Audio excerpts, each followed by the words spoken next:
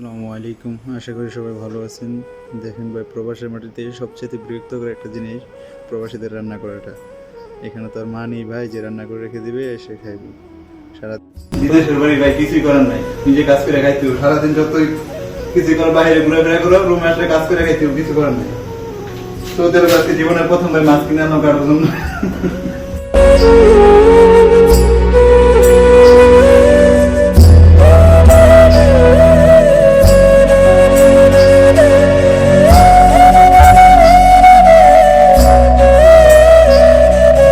কয়টা মাছ আনছো? মাছ আনছি কয়টা না, 5টা মাছ আনছি। মানুষ দুইজন তো 5টা লিখে দুইজনে 5 টাকা মো। হ্যাঁ